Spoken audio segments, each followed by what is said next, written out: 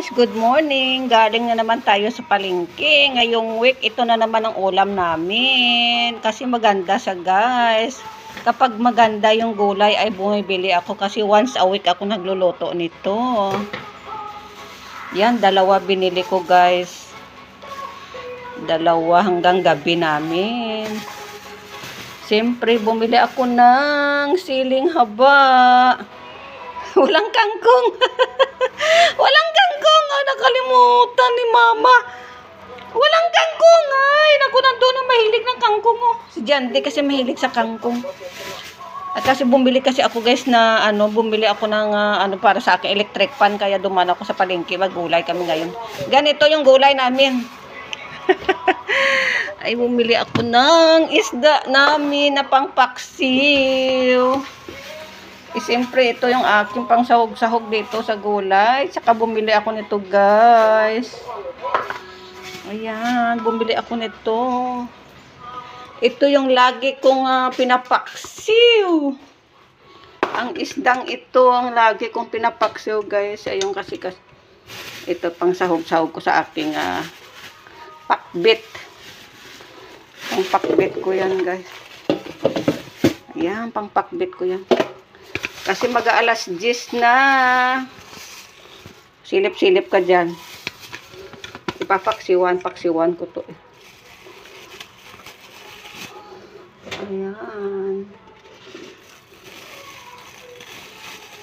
Ito yung mga gusto ko lang pang pakso-pakso. Ito yung mga tawilis daw tawag sa Manila nito. Tawilis. Pero sa probinsya parang tabagak. Ito tabagak na isda na tuyo. Ano to guys? Kalating kilo. Ang binili ko 100 pesos. Ay. Yan, 100 pesos. Yan. Pangpakbit. Pangpakbit.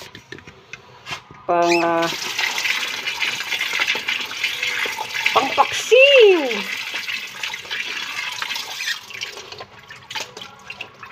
Pangpaksiw ko lang yan guys.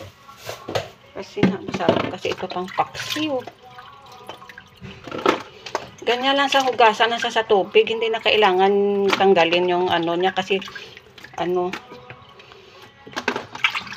para may kainin yung aso namin.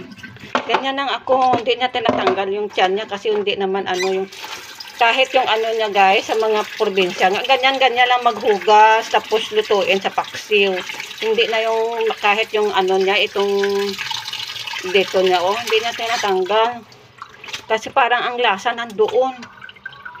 Ganyan ako magluto, hindi na tinatanggal. Ganyan ko lang kasi ito ay isda naman na Tapos lutuin ko na sa paksiw. Tapos ang gusto ko ng aking anak ay kahit paksiw. Tapos iprito niya sa umaga. Ang sarap ng kain nila. Ayan.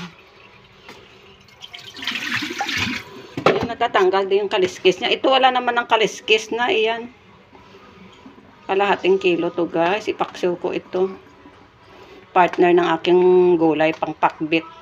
At least yung mga aso ko ay meron ding mayroon ding isda. Ayan tingnan mo, dila-dila niya ako.